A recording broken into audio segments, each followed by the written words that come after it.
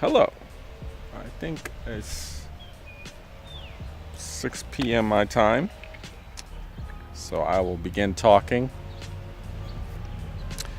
Bugs already got me.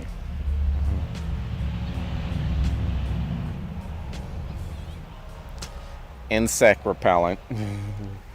Already got stung. I could feel it. Itchy. Let me just apply this right quick. Dang. Problem is, you have to get on your lower legs too, because they like the mosquitoes like to bite there too. Hopefully, I can be heard. Yeah, and I'll just start talking. If people want to talk, that's fine. If not, that's cool too. Of course, I will save this, recording, so you can interact later on if you want. That's fine. But I'll just start talking. But let me just put on this insect repellent. I got it on my face and my arms.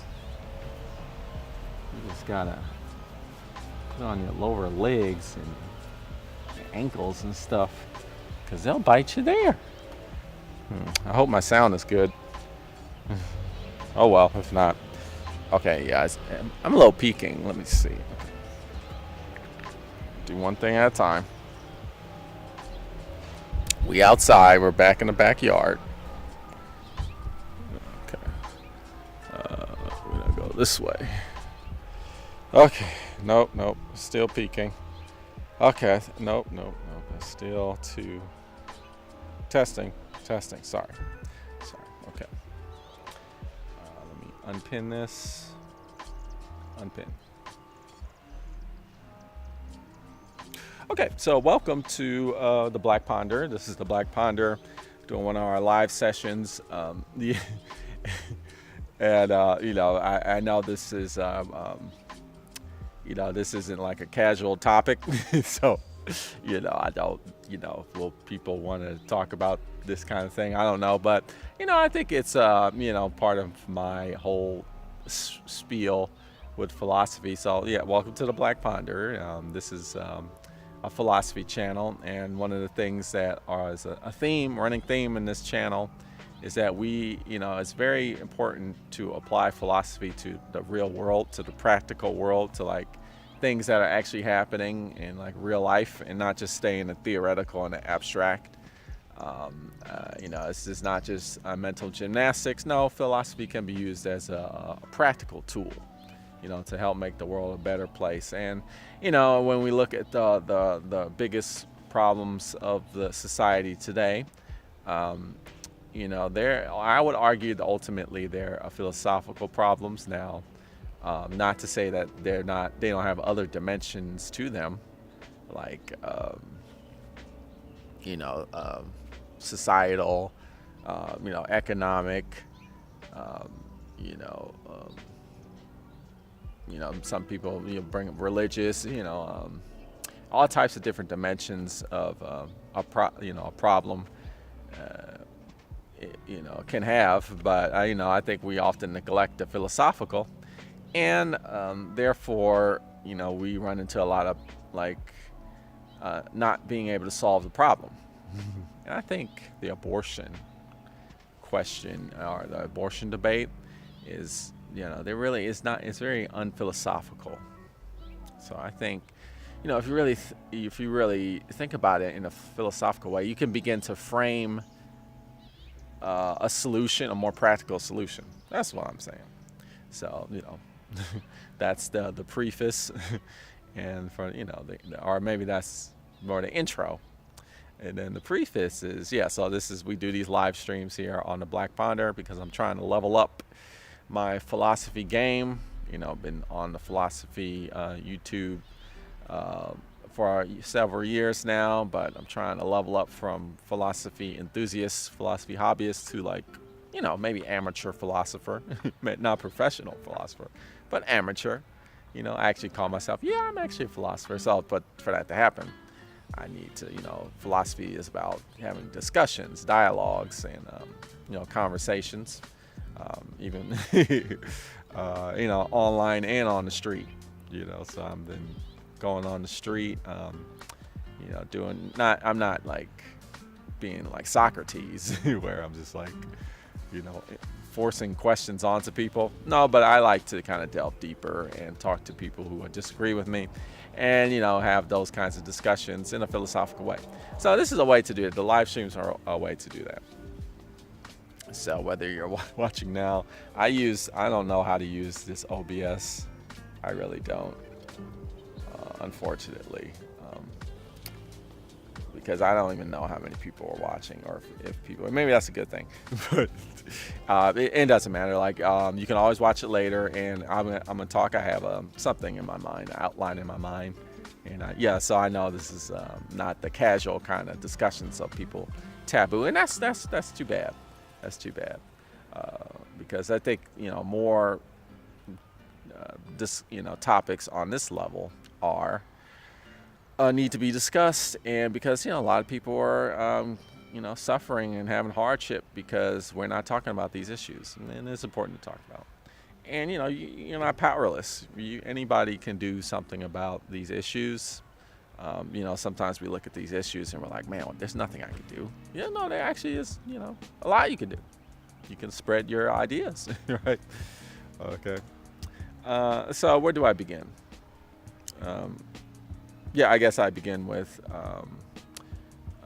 as you may know, so I live in the United States of America, right? And we had this Supreme Court decision that happened in the 1970s. The United States Supreme Court is the body, in case you're, don't know your American politics or your American political science. The three branches. The executive branch enforces the law. The laws of the land. The legislative branch creates the laws of the land. And the judges, the court, make sure those laws are constitutional. Make sure that they are falling within the line. They're laws that are actually within the realm of like what it means to be an American, and they follow the Constitution. And so what we have here in there was the court. There was a case that was brought up, and most famous is known as the Roe versus Wade, and they decided based on that case, like, women have a constitutional right to have an abortion, right? And that's been been the law of the land in this country for a while, until last year, basically, when the interesting thing about that, right, is now that we have more conservatives or right-leaning people who are Supreme Court judges, the opinion of the Supreme Court shifted, the majority opinion, and they came out with an opinion piece and a ruling that says, the United States, the federal government doesn't really have the right to say that that's a constitutional right. That should be left up to the states. That's what that was what they said. What you say and what you think are two, can often be two different things. That's what they said. And, but for the longest time, there's, ever since that ruling happened in the 70s, there are the right wing, thought of America, right? I guess, quote unquote conservative. I don't know what you call it. It's right-wing conservatives. These are just terms that we now, do they even have meaning anymore? But, red, that's another red, the color red, red states. These people, that kind of people who align with that kind of thought process, they've been fighting. Several different organizations, activist organizations, have been fighting to, turn over that ruling, and it came to fruition with that Supreme Court decision last year. And so here we are. So now it's up to the states. Some states, abortion is legal. Like the state I am from, California, where abortion is illegal there. Now, the state I currently live, Tennessee, abortion is illegal. In fact, in Tennessee, I think has some of probably the most strictest abortion restrictions in the United States of America. Um, Very strict. It's really it's very difficult even in terms of if there's instances of incest or rape even.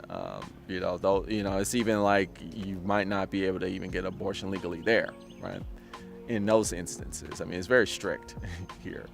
Um, and so, what we want to do is we want to look at the abortion argument from all positions, from all standpoints.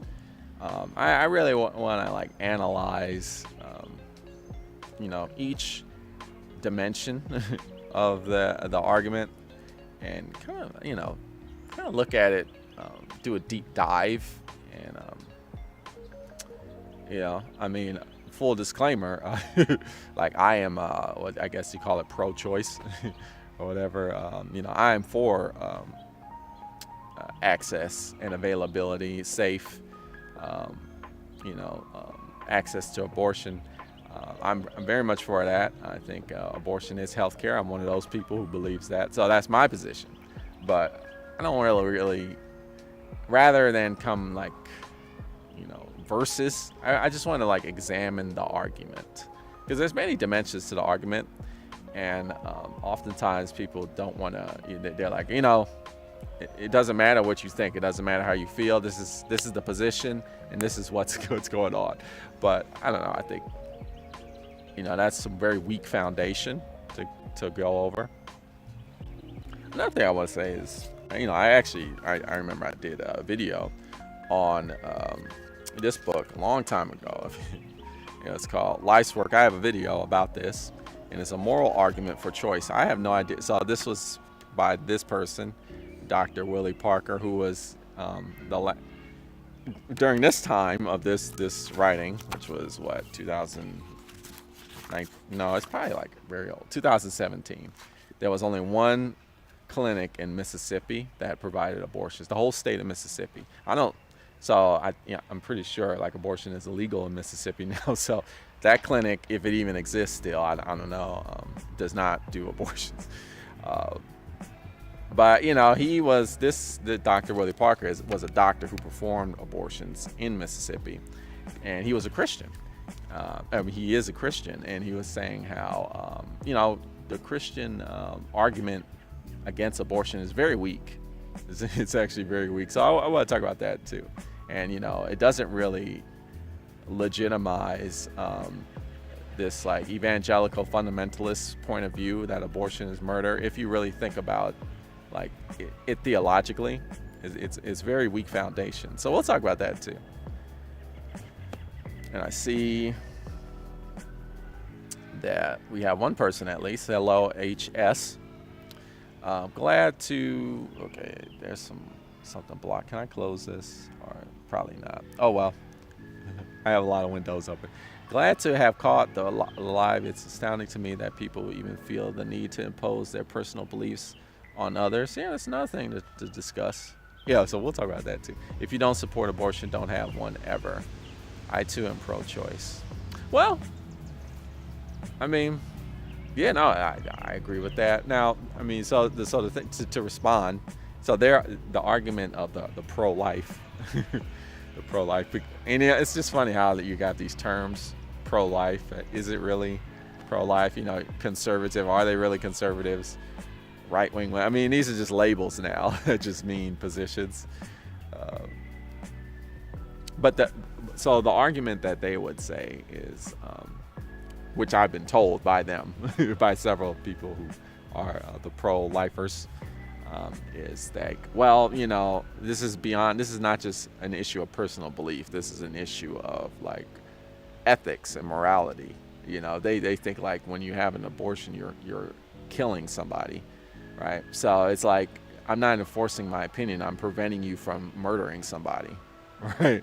So that's the position. So so a lot of people will come at it from that angle. It's like, well, that's your personal belief, so you can't enforce that on me. But that kind of rings kind of hollow because they're like, well, this is not my personal belief. I mean, it is, but in their mind, they're thinking like, this, you're murdering somebody, right? So I'm stopping you from murdering somebody. This is not like a personal belief, right? uh, so from that angle, it's like kind of difficult to debate, um, somebody from that angle because they don't see it that way. To them, it's like this is not like a personal belief, even though it is. It is. So if we can just go from there, from that point, um, from the issue of murder, right? So it's interesting when we,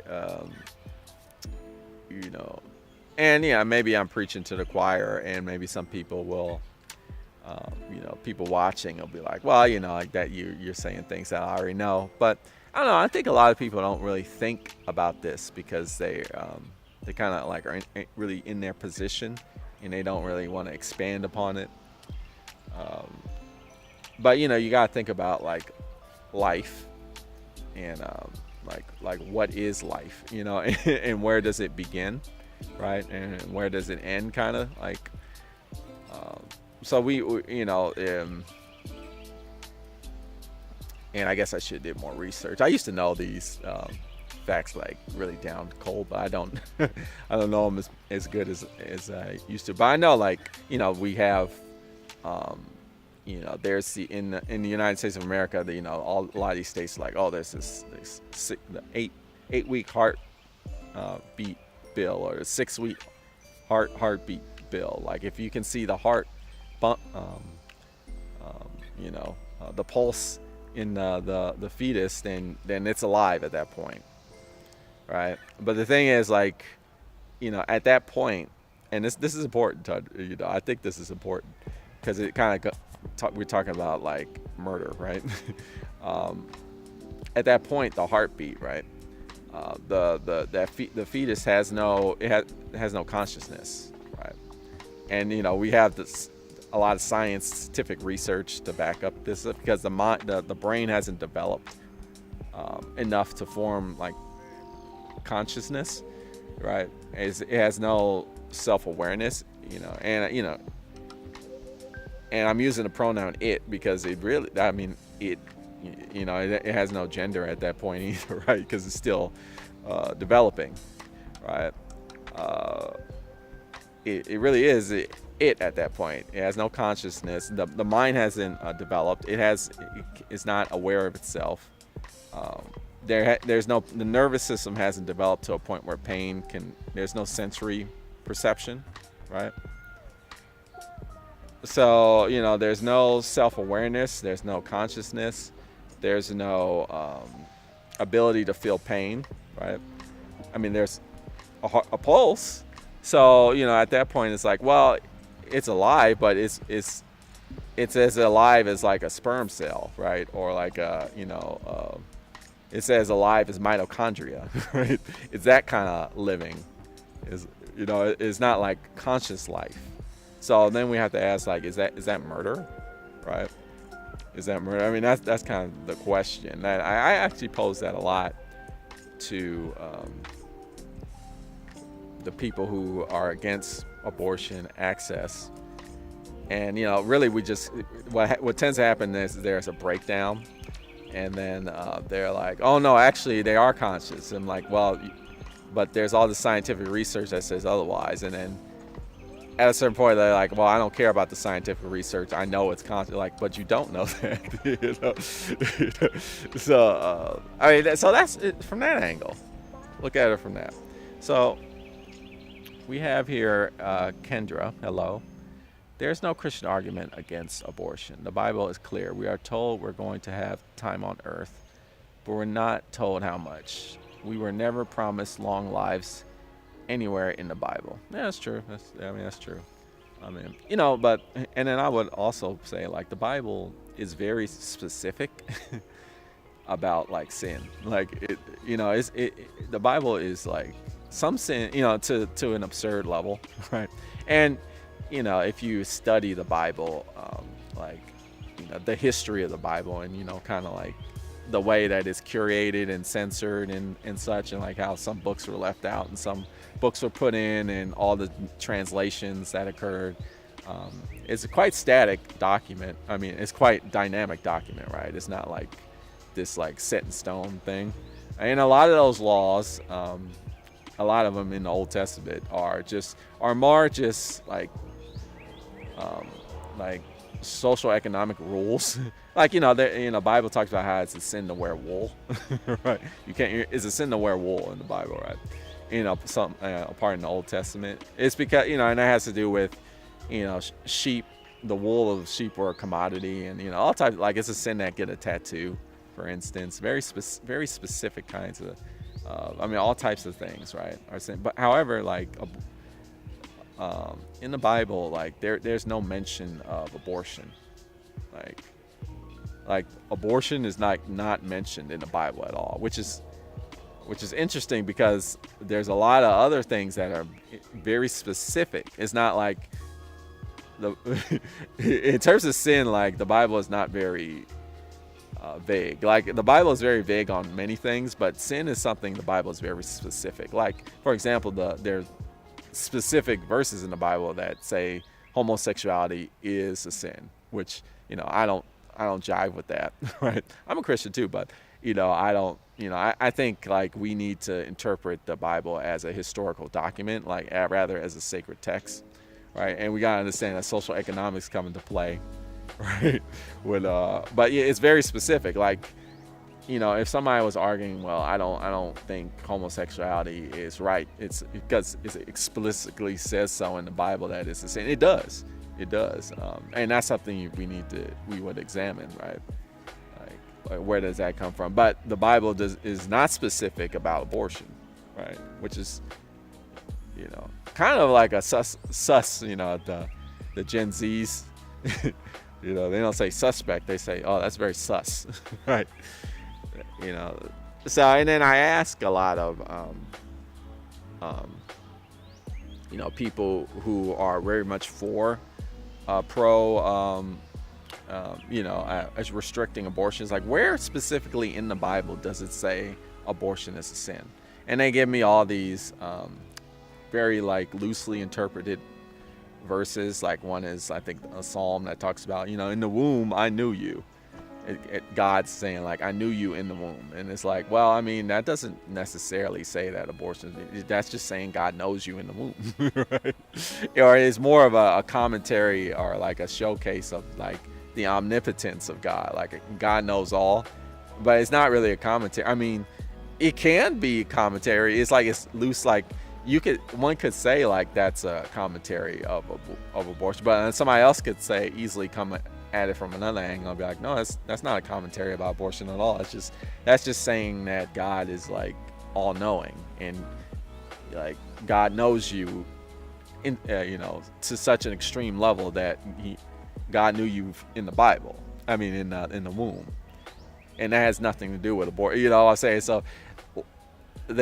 Oftentimes verses are thrown at me, and if you have a verse that you would like to share, please, we can discuss it. But I have yet to find like a specific verse in the Bible that like discusses, how abortion is a sin.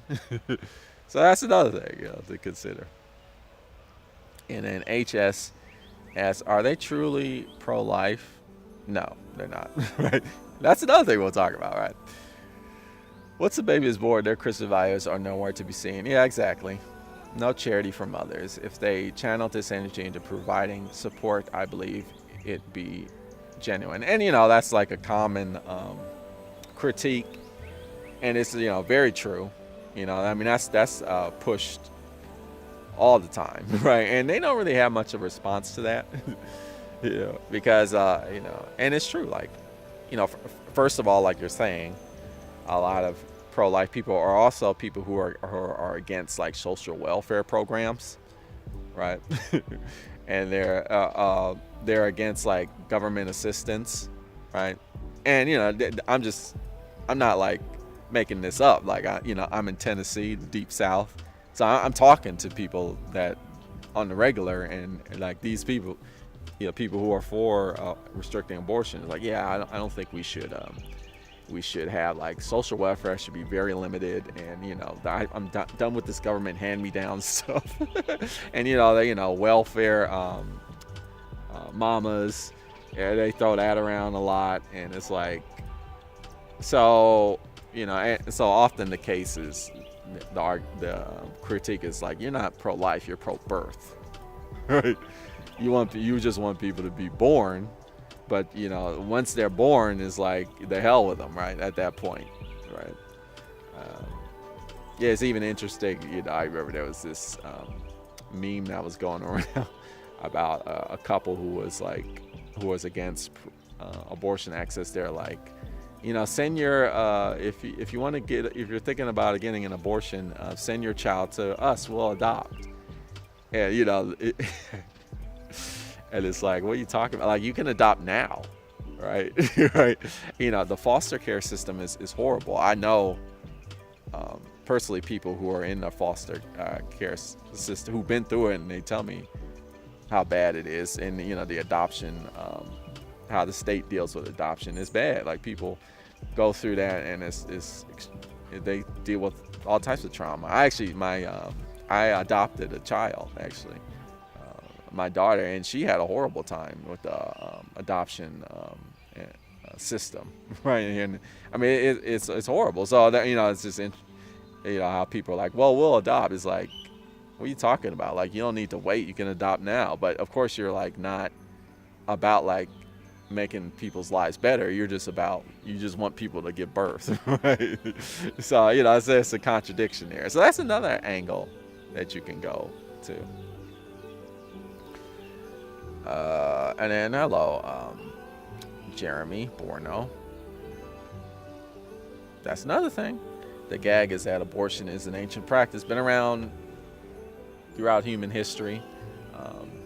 As long, it dates back. I mean, it's not a new phenomena, right?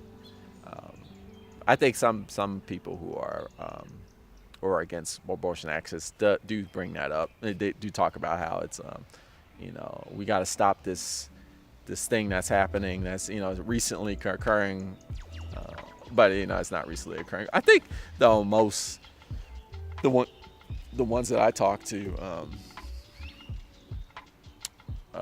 don't. they acknowledge like, oh yeah, it's been around for a while, and it finally needs to stop. So you might ask, like, why do you talk to these people? I'm actually like, so I'm I work, I volunteer for Planned Parenthood. I'm a patient escort, right?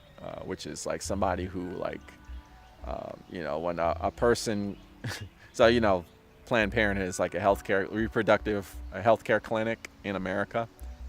Lots of changes. It's a healthcare clinic, but they focus on family planning and reproductive, healthcare, and they used to provide abortions, and they still do in many states, but not here anymore, right? And so because of the abortion thing, they constantly getting protesters, and there's protesters here, and so there's this volunteer program you can get into where you can stand in between the protesters and the patient. While the patient's like walking in the door, you can kind of stand in front, so they don't get harassed or like bothered by these protesters. Now, so two things, right? The views I'm expressing on this channel are not specifically the views of Planned Parenthood. Disclaimer number one. And then disclaimer number two, like, there's this policy where we're not supposed to interact or talk to the protesters at all.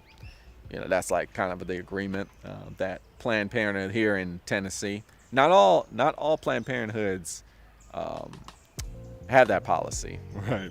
Some you can like go and shout, but here in Tennessee they have the policy. So when I'm doing the patient escorting, I don't interact with them at all, because that's the rules that Planned Parenthood, and I'm like, okay, I'll follow the rules. Now, what I do on my own time, that's my business, right? So that's how I'm able to like, oh, okay, I learn where these people, I get the insider information, and then I'm able to like,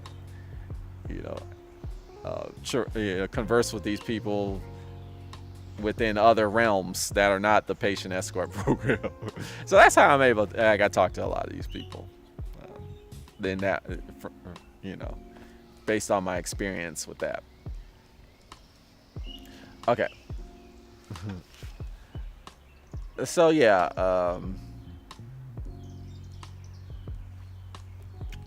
let me see if I'm missing anything. I'm gonna just check my notes, my digital notes here before I.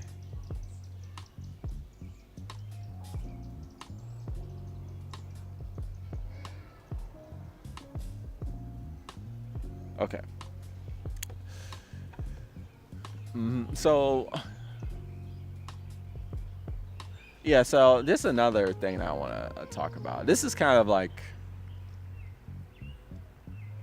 I gotta like I gotta be careful because I don't want to like come across as like inconsiderate or like like I'm surface level, right?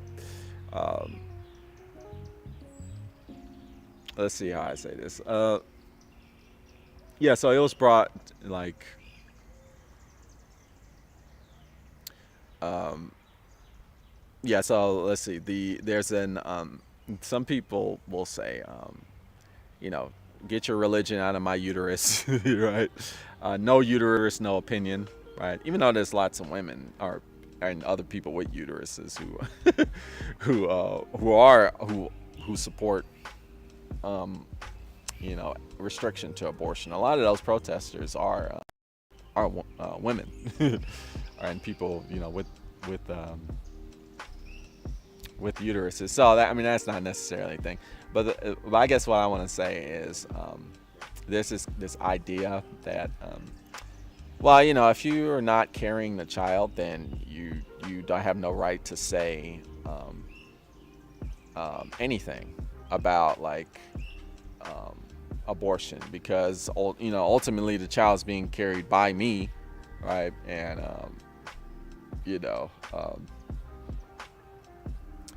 And you have no right. It basically comes to like bodily autonomy type of thing, and that's an interesting angle. Um, I think ultimately I would agree. I do see some holes in that people who are for abortion restriction can like poke into. So I want to examine those. Right. I don't know where that movement's coming from. I just assume those protesters are clinically insane. What a horrible thing to spend your free time doing, and how Christian to torment people in their most vulnerable moments. Well, the thing is, like they're smart. Uh, uh, let's see. Well, they're not. They're not clinically insane, right? And they're smart. They're not, the stereotype, and maybe some are like this still, but they're for the most part, they're not like that. They're like screaming and shouting, like, "You're a murderer! Don't go in there, you sinner! You're gonna go to hell!" Like they don't operate like that. They're very nice. They're very kind. They say, "Oh, hello, how are you doing?" And they got like free gift bags that they try and hand to you with like candy in it and makeup and stuff. And they come in like they're trying to save you. Like they're very polite. They're very they're not like yelling and screaming and calling you a monster, right? so it's kind of and that it's a great strategy because it's very confusing because people come there and they're like, who are you giving me free stuff? And a lot of times they're coming in there and they're coming into Planned Parenthood all like kind of because they're dealing with a lot of stuff, and they're like, "Oh, somebody's giving me free stuff," and then they start talking, they give you the niceness, like, "Oh, those Planned Parenthood, those people can't really help you. They're actually gonna hurt you. We can help you." They have so. It's fascinating the dynamic. I forgot what they're called, but these protesters, they have their own organization, which and I forgot what it's called, like. It's like America for Life or something like that. I don't know what it's called, but it's very it's financially well funded, because of course, if you're a right wing person, you're gonna get some you're gonna get some financial donors, right? And it's drizzling. I might have to get my umbrella right quick. I'll be right back. Get my umbrella.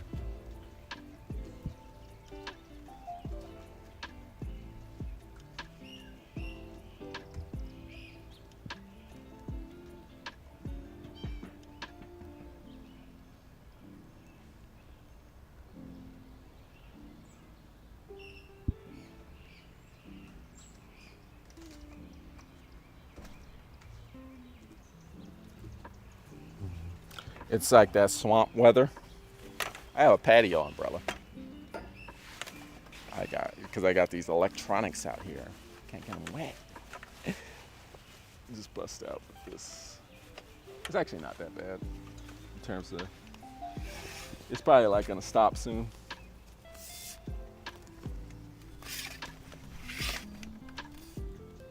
Cool.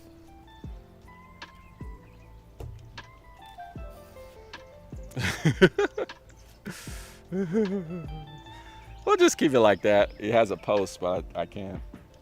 I don't know.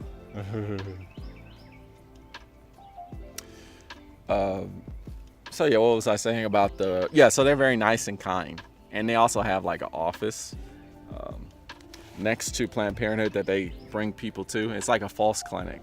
They say they can help you out, but they can't really help you out because they're not real physicians or doctors. So they just want you to join their church or whatever. So it's very confusing. It's very confusing. And then Kendra says, how do you feel about abstinence-only sexual education? I teach abstinence and I get weird looks. Oh, like no sex? I mean, that's an option, if that's what you're, I don't see that as a problem. If you want to, I don't know how realistic that is, because people are going to have sex. Some people aren't, you got some people who aren't really interested in sex. Many people are, though. So I don't know if that's so abstinence is one option, which is fine. I think to expect that on like a mass scale is kind of unrealistic, though. So I'm very much for let's just let's do some contraceptives. I'd like to I support those. I remember in my high school we had high school students they would pass out condoms, and you got the parents that are like, oh, that's horrible, they're promoting sex, but it's like, well, they're gonna have sex anyway, so might as well be safe. But I think it is cool that have some people that talk about how, well, you don't have to have sex, and sometimes people get pressured to have sex, and if you don't want to have sex, and that's fine, and there's great ways to be intimate with somebody without having sex. That's cool too, but I think that's good to have that as an option. But I don't think to expect that as that's what everybody's gonna do. Nah, it's unrealistic. I'm glad I got that umbrella. I don't know if you can hear the rain. I think I'm fine now. I could have also moved inside, which is fine. Let's see. Yeah, it's really drizzling. It's funny because here in the Mid-South, it'll drizzle and then it'll just stop. It'll rain for a few minutes and then it'll just stop.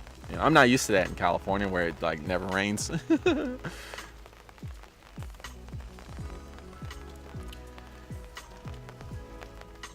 And then Jeremy says, do you think? I don't know what you mean.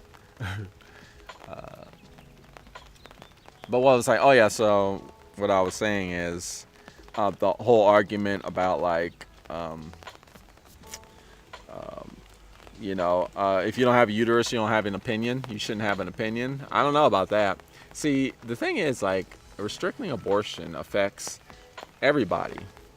It affects people who have a uterus and people who don't have a uterus. It affects people who never want to have children. because it's a it's a healthcare issue, and it's also like an economic issue, right? Because I mean, there's so much research that has been done, which shows that research areas that restrict abortion have worse healthcare results for children as well as like mothers, right? And that's like bad for everybody. Like you restrict healthcare, you restrict abortion, you undermine healthcare, and there's like all this research that shows that, right? Restricting abortion does not actually stop people from having abortions. We know that because people just do it in secrecy, right? So I mean, it kind of goes back to the abstinence thing. It's like just like we know, some people are just gonna have sex no matter what. People are gonna figure out ways to have abortion, whether we want to make it legal or not. So what's gonna happen is, people are gonna, more people are going to die, mothers and children, from botched and like unsuccessful abortion, right? Yeah, and it kind of also reminds me, I also helped this needle exchange program, which is the same idea of needle exchange program is, people who suffer from drug use, they're addicted to drugs. And so the idea is like, well, rather than like thinking like we can just force people to stop cold turkey, what we need to do is introduce them to ways that they can stop, but knowing that they're probably still going to use drugs until they can figure out ways to stop. So we're going to supply them with clean needles, right? So they don't get infections like HIV and such. So they turn in their used needles, and they actually give them clean needles. And research is showing like that actually does help. Like, it does encourage people to stop, even though like, because it's unrealistic to think people are just going to stop cold turkey. They kind of need like a leeway if you like introduce them to programs that can help. Kind of that same concept. You worry about STDs too, right? So that's why contraceptive is important. Now, I know you understand like contraceptive is not perfect. Accidents get at, condoms, they can break and such, but they're very very effective, right? They're not like, I'm from the people who support abstinence, they're like saying, well, that's like 100% effective, right? Because if you're not having sex, you're not going to have STD. But I mean, are people not having sex? That's the thing. Like, so I mean, there's kind of a hole in that too. But yeah, STDs are an issue too. I wonder what it's gonna. It's raining. I dropped my phone.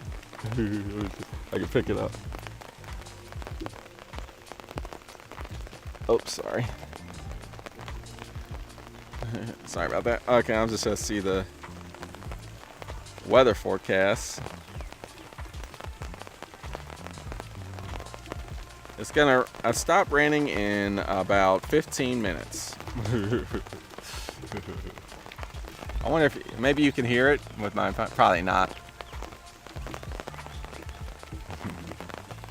But yeah, that's all. What I want to say is restricting abortion hurts everybody. It doesn't just hurt the people who are forced to have a baby. Right? I mean, it hurts them a lot, and probably the most, right? It hurts them the most.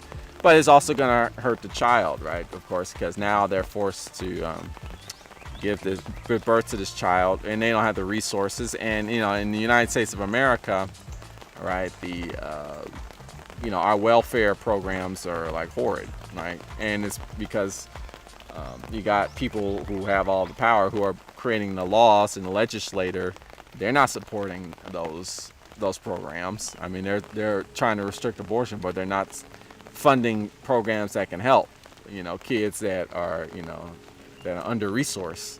So what happens is the child's forced to have an abortion. The kid grows up in a horrid environment, experiences trauma and such, and has a bad life. And then, as a result, grows up, maybe not, but grows up into a society doing, also creating hurt, because hurt people hurt, right? Other people, right? The trauma just continues, right? And it also hurts, just many ways, right? Instead of allowing the person who, wants to have an abortion to be like, you know what, I do want to have a child, but when I'm ready, I'm not financially ready yet. So you allow the mother to become ready, right? And then they have the child, and they're financially capable of doing it. Then they can like bring in a person in a constructive, a person that can, contribute to society in a constructive way. It's like a chain reaction, right?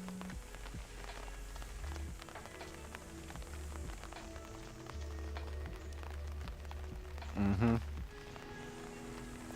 Oh, you can hear it. Relax, but my arm isn't tired. No, I go to the gym. I'm good. No, I could probably hold this for a good hour, or maybe an hour and a half. I'm good. Yeah, and so that's why you gotta. I don't know about the idea that well, if you don't have a uterus, your opinion doesn't count. I don't know about that. I think that can easily be deflated, and but we do want to talk about the issue of bodily autonomy. So that's another thing I wanted to kind of discuss. Like, I think that would be a very very deep problem to think about. Like, let's say like the fetus was conscious and could feel pain, right? If that was the case, which is not. So it's kind of like more of a thought experiment. Or maybe you're talking about a fetus in like the final weeks of pregnancy. Maybe that's more of a realistic thing. And the idea, like, well, it's ultimately up to the mother to decide, and it's like, and it really doesn't matter ultimately what society says is up to the mother. Like, do you have mastery over that life?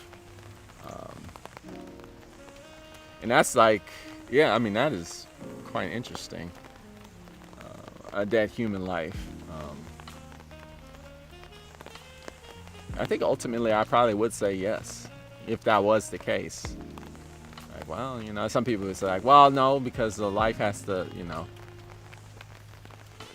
what about the person inside? What they have a say too. Right. Do they? I don't know. I mean, that's something. I'm more just like, well, I don't think we need to think about that, right? Because, up 12 weeks, where people mostly have abortions, like the fetus is unconscious and not sentient and cannot feel pain. So it's like terminating, like it's like killing a skin cell or something. In my opinion. So like, or like any other living part, it's like removing your tonsils or something, or like removing an organ that's failing, because there's no sentience there. So that's like a problem that doesn't exist, is what I'm saying. So I kind of lean more toward that aspect of it. Okay, off topic, but it'll be good to hear your views on the Pope. He's very progressive by Catholic standards. Okay, despite physically striking a follower, I'm not sure what he has to said about abortion. He probably doesn't support abortion. If you're Catholic, like, you don't. I mean, I'm sure. Well, let me take that back. There probably are some Catholics that do, but the Catholic Church is really, yeah, I never, and it's cool to be off top, and that's another thing I want to say. My live streams, you can totally go off topic. That's fine, because we're just hanging out. We're chilling. We're chilling. But I never jived with Catholicism just for that very reason. That's the idea of a pope or this intermediary between you and God. Like you should be able to just talk to God directly, right? You don't need no intermediary person to say, or like this person has a more direct communion with God than you do. Like I don't jive well with that. So I don't believe, like I don't like the whole concept of a pope. To be honest with you. So I don't even pay any attention really to what popes have to do or what they have to say. I mean, the only time I pay attention is because they do have like political power. So, they can create rules that dictate people's lives. So I pay attention to that. But he's like very progressive by Catholic standards. Like that's a very low bar. In my opinion, that's a very low bar. So to me, that's not progressive. Yeah, I think he was talking about how I think I heard it on the radio about how they were having a debate about homosexuality, and he was saying like although it's ultimately still wrong, we hate the sin, not the sinner, right? So I think he was saying the church has no place to condemn like homosexuals, but they still believe homosexuality is wrong ultimately. And I'm like, that's kind of a half-ass stance, in my opinion. It's kind of like, it's almost like you're trying to appease both sides. I know some people are like, well, that's a huge step because big. I'm like, yeah. I don't know. I don't like the concept of a pope. But that's my opinion. Did you hear about the Dalai Lama or whoever? Like, what is he? He licked a kid or he sucked the tongue of a kid or something. I mean, that's horrible. That's horrible. I shouldn't laugh at that. But just to say, like, yeah, these religious, authority figures, like they just as problematic as every other human being. They ain't special. Even from other religions. I mean, that's Buddhism, right? Some people will. It's funny how people talk about Buddhism is way better than Christianity because there's less corruption in Buddhism. Like, you kidding me? There's so much corruption in Buddhism. Not not to criticize Buddhism. It's a great philosophy, and I have Buddhist friends and such. It's a great religion, but I mean, Buddhism is chocked full of corruption. All religions are, and all non-religions as well. There's no exemption. But I think, let's see, is there anything else I wanted to say about this topic? Yeah, I think I have one more thing.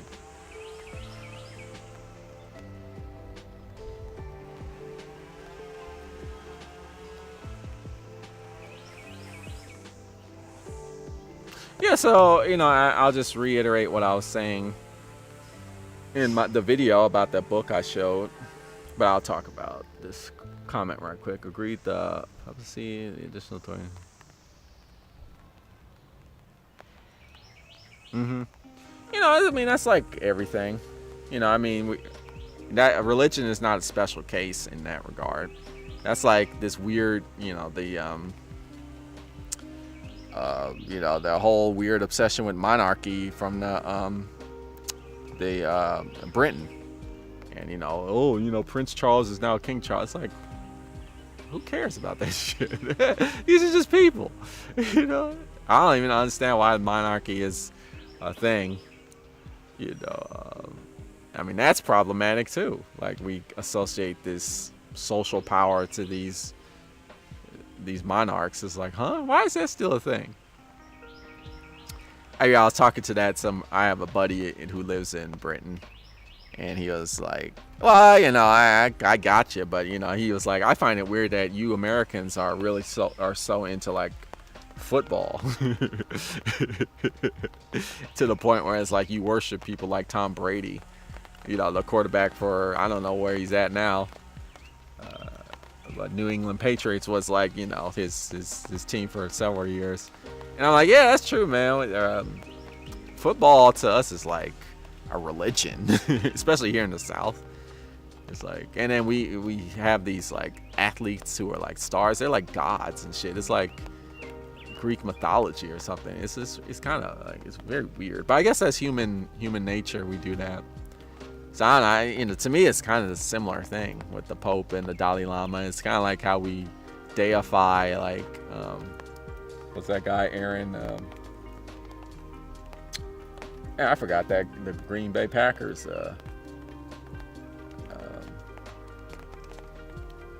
It doesn't matter his name. I think his first name is Aaron. Like that guy who's like the Green Bay Packers dude who was like really good, and then all of a sudden they asked him to wear a mask or something during the pandemic. He's like, I'm not doing that because I'm done with woke ideology. It's like, where the hell did that all come from? And it's like these people are just human beings that are flawed. But yeah, so what I was gonna say was, so ultimately it's like, why is it that abortion is illegal? And I'll just reiterate what I said in the video about the life's work, that book, like this book here that I did a video on. And it's just patriarchy, right? And this is my 2 cents of the matter. It's like, it's this idea that the ultimate goal or the ultimate objective of women is to give birth. Like, that's why they're here on this earth. And and to even further say like, oh, they're just objects, right? And their goal is just to perpetuate this whole patriarchal framework of, oh, you're just a person who gives birth, and that's all you do, right? And and then it's just a subjugation, right? This is puritanical point of view, right? That's ultimately, at the end of the day, what's going on. It's like, you just want women to play this specific role that is, favorable to our current power structure. That's patriarchy, where the men are these dominators and the women are these subordinate to them. They're submissive to the men in this whole like paradigm that we're in now. And of course, like if you include LGBTQ plus people, they don't want to even go there because that just throws a whole wrench in this whole framework, right? So it's like, ultimately, that's why I'm opposed to abortion for all the reasons we discussed. But it just harkens back to like, you just want this to become like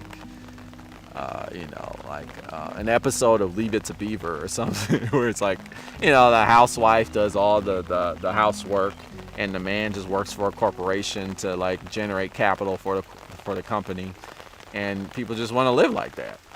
I mean, the people who are on top want that to be sustained.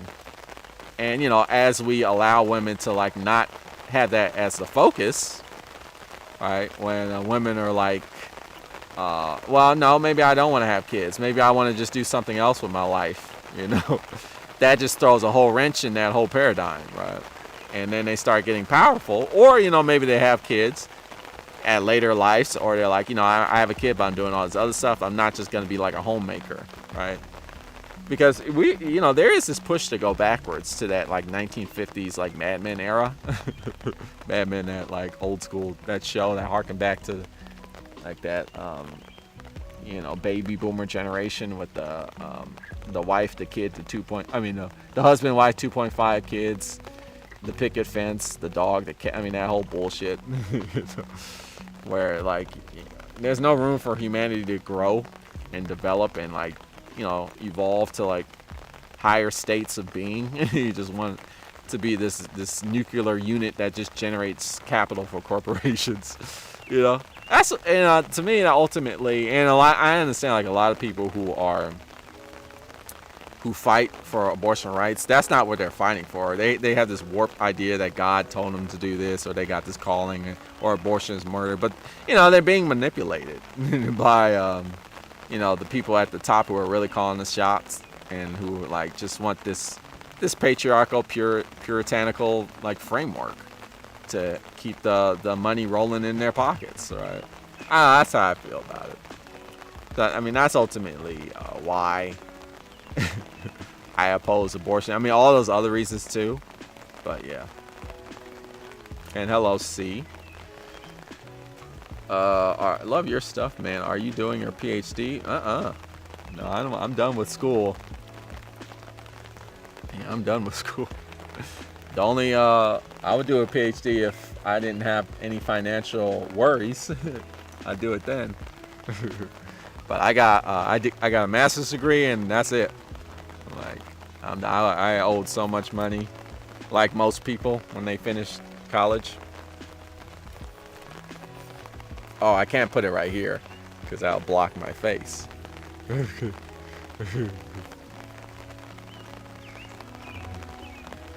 So yeah, I don't want to owe more money, but I think like a PhD is like a job, right? It's like you actually get paid to have a PhD, but you don't get paid much. It's like, I don't know, $30,000 a year or something, but you can't live off that, right? And then like I hear like you're not allowed to get like other jobs. So it's like, how do people PhD? Basically, if you're a PhD student, you kind of live in squalor. You're not like. So yeah, no, not the life for me. You could just be a self-learner. You could just learn on your own. You'll need that paper. PhDs, like they're not as, in the marketplace, they're not as, they don't carry as much weight as they used to. I hope the rain isn't overpowering my voice, because it's loud now. It's kind of nice though. It's kind of nice to be out here in the rain. Hey, I don't have to worry about bugs. It's kind of nice to be out here. That's lovely. Okay, but let's see. Anything else?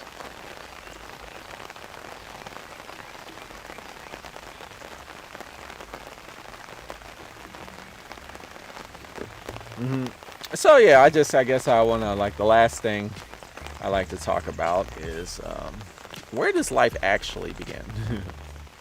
But HS says most PhDs in the UK come from wealthy families. Okay, particularly in London.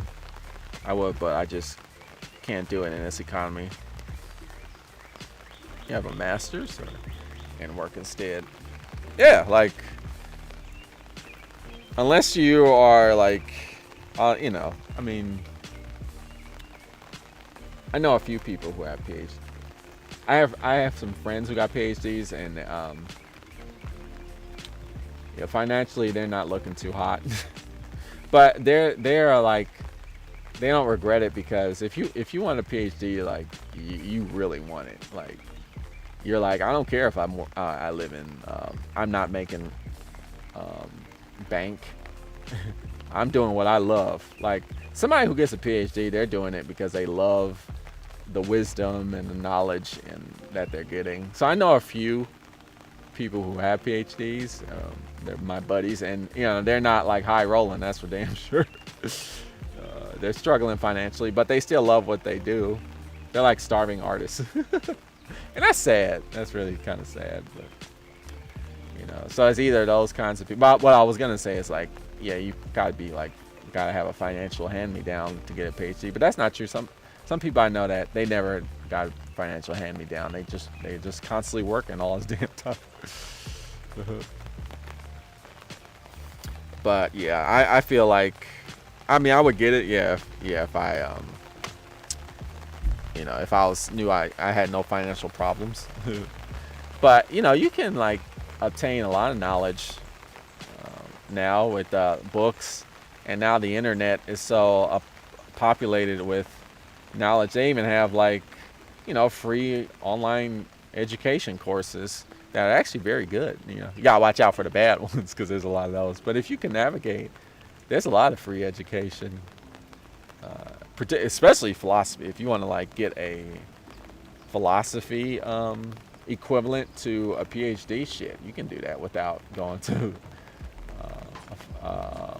an academic institution. Certainly. It's cozy, yeah. The rain is cozy. Yeah, so yeah, I was saying like, where does life begin? I mean, first of all, like, how do you even classify life? And now we're going back to the abortion debate. How do you feel? I mean, because there's various degrees of life, right? Because some people would say like, look at some bacteria in a petri dish and say that's not alive. Yeah, that's life.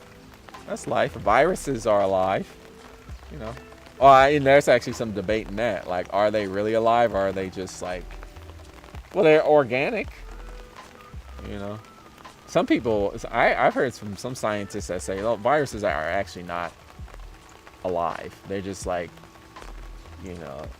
it's just chemistry, like just chemical reactions, which is interesting. But they're organic. Anything that's an organic thing is alive. I mean, I guess like the cells in your body are alive. They're not autonomous, but they're alive. So first of all, we talk about life has a right, as a fundamental right. Like, well, not all life. Some life, yes. I mean, what life are you talking about? Right. I mean, does the sperm cell have a right to exist?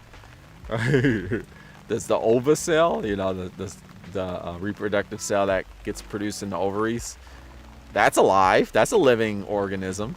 Does that have like, what are you talking about? And of course, like, somebody who's against abortion access will be like, well, I'm not talking about that, obviously. But it's like, well, what are you? You gotta be specific, right? And so, like, I push, like, so what's the difference between a fetus and like a sperm cell? Because I mean, you're being arbitrary, right? You're just saying like, well, at the point of conception, that's when human life begins. Like, why is it got to be then? Right? Why can't you say like, well, actually, human life begins in the testicles of a man, right? When the sperm cell gets created. Like, well, I mean, how is that not as equivalent? Or like, well, no, the moment of life begins when the woman develops the ovaries it develops the ova cell in their ovary. That's when it happens, right? To me, like, it's very arbitrary. The point of conception is like, why that specific time, right? And I don't even, I can't really even give an answer. Like, it's like, well, that's when the both cells merge. Like, okay, so why is that? That's when the chromosomes from the man and the female come together. Okay, why is that special? So you see what I'm saying? I'm saying like, it's arbitrary is what I'm saying. I would argue like, so there's different degrees of life. I would say human life begins at the point of when a human, when the fetus becomes like aware and self-conscious and like, ability to feel pain, right? That's when like a semblance of like the life that we're talking about, like what pro-lifers, people who want to restrict abortion, to me, like, that's what you mean when you say like the point at which human life begins. I would say that is when consciousness, when the brain develops in such a way that consciousness becomes a thing for the living organism. And that's definitely not within 6 weeks of fetal development. Absolutely not. which is, they got those bands that are like at 6 weeks, which a lot of people don't even know they're pregnant at 6 weeks, right? Or 8 weeks, or even 12 weeks. There's no consciousness at that point. Just like there's no consciousness for the sperm or the ovocell, or like, I mean, we can even go further and say like, well, actually life begins when the DNA cell replicates using mRNA. That's where life begins, because ultimately, like, the DNA is what has the code that is responsible for creating the living organism. So, I mean, is DNA sacred? I mean, shit. It just seems so arbitrary to me, that whole argument of, well, the right to life. It's like, yeah, but like, what are you talking about? And so the argument is, when you terminate a fetus, that means you oh, I forgot, I can't block my face. Let me go this way. When you terminate a fetus, that's when you terminate the potential for that life to happen. So it's like that fetus never had the opportunity to develop into a human being, and that's like a travesty. That's another thing I want to talk about. And like, I don't see it that way, right? Like, does life work like that? Like, how do we know? Like, I think like when people say that kind of thing, because that's like the thought process, right? The thought process is, when you terminate that fetus, that means that you have terminated that the soul that was going to develop into that fetus it does not have the opportunity to develop, and it's just wasted.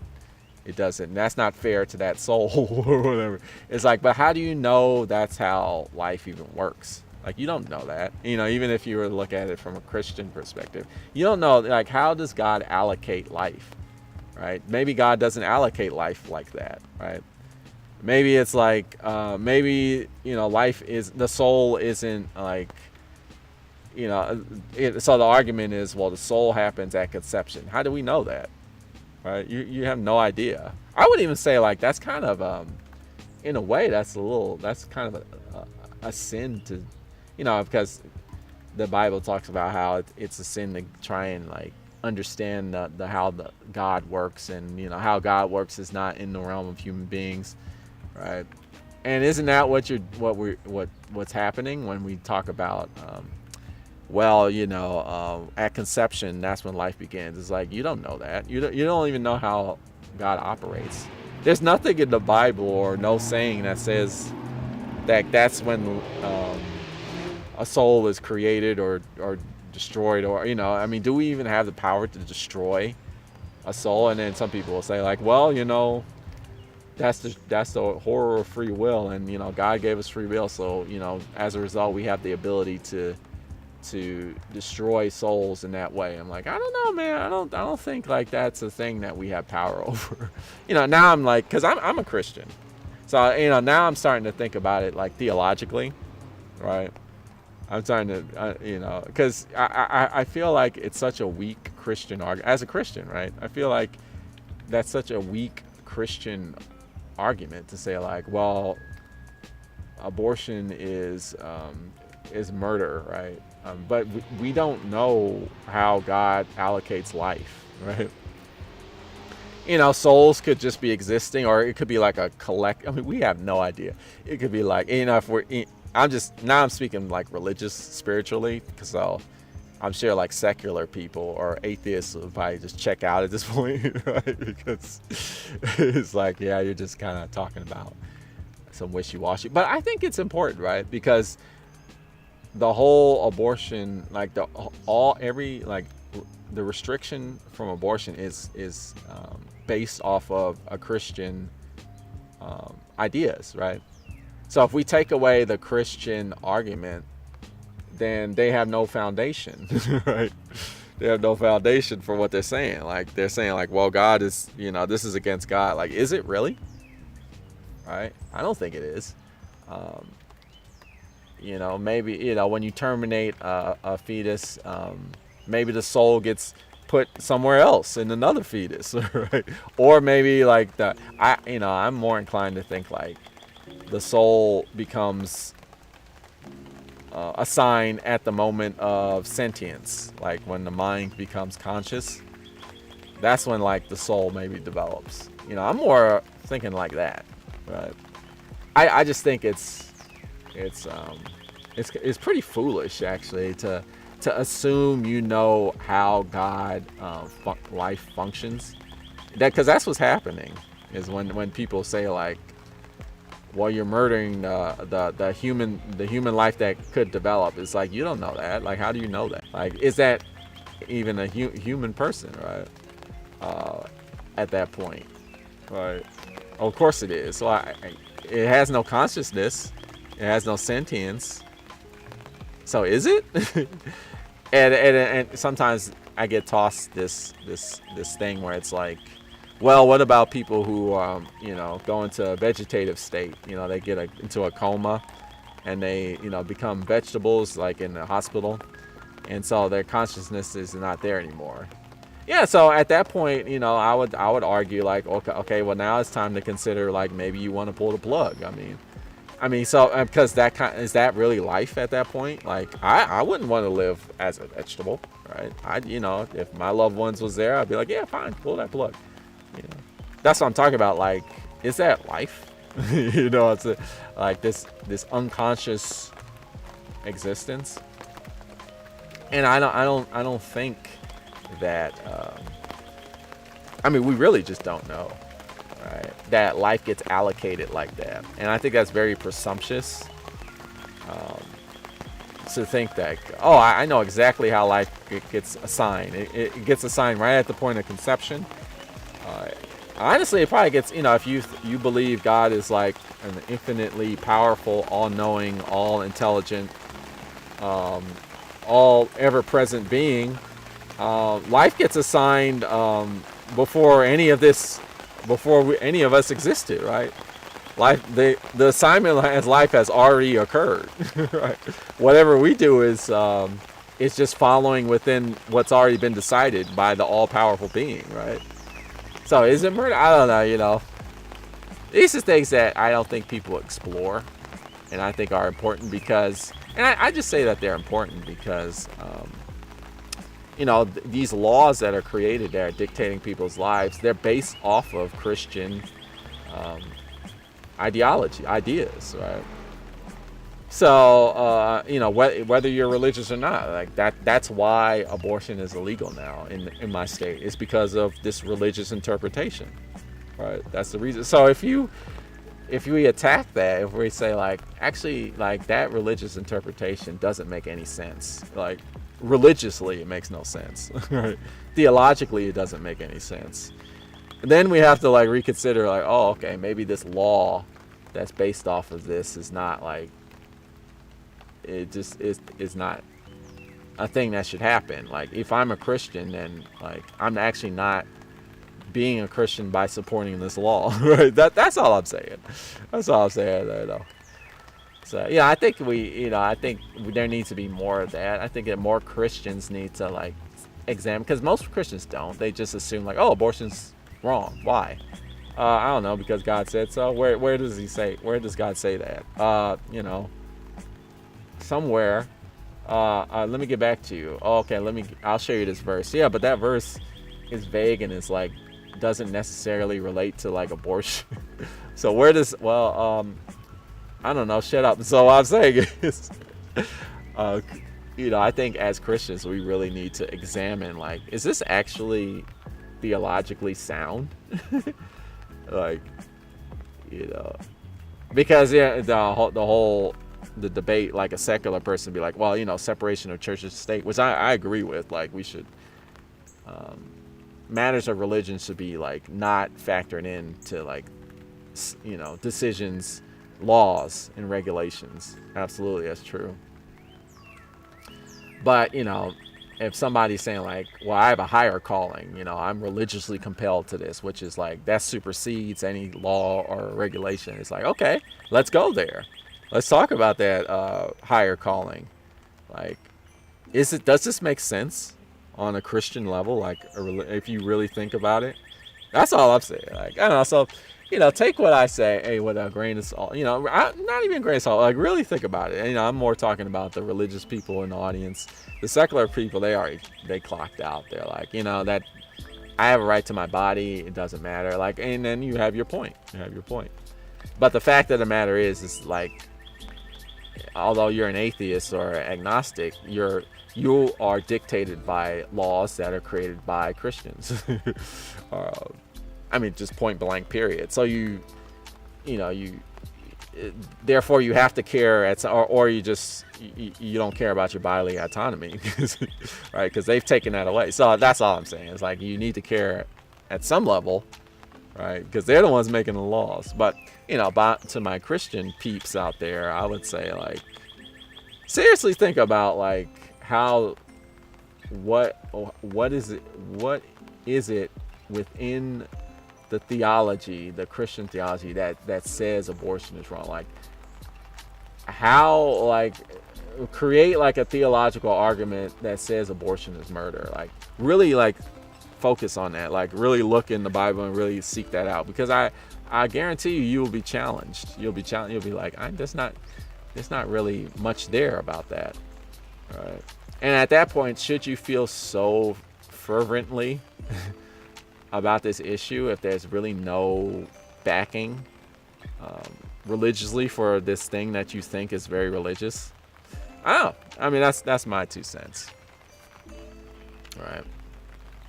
So, that's basically what I had to say about that. Feel free to, if there's nobody has anything else to say, feel free to continue discussion in the comments or not. I know this is a very touchy issue. And, not everybody wants to talk about it, don't want to do burnout, and, it's rough.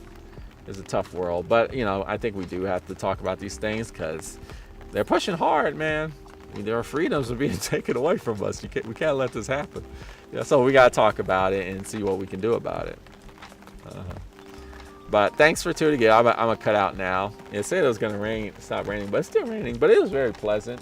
It was nice. Nice to be out here. It's kind of like affirmation, even. Maybe, I'm getting some higher power is letting me know, like, yeah, keep talking about this. I'm going to serenade you with some nice raindrops. Because I like what you're saying. I don't know. I think that might be going on there. But thanks for watching. I should be here next week with another topic. Of course, I'm also going to publish my other videos, my regular videos about certain texts. So, look for those. Like, subscribe, comment if you want to. If you don't want to, I'm cool with that too.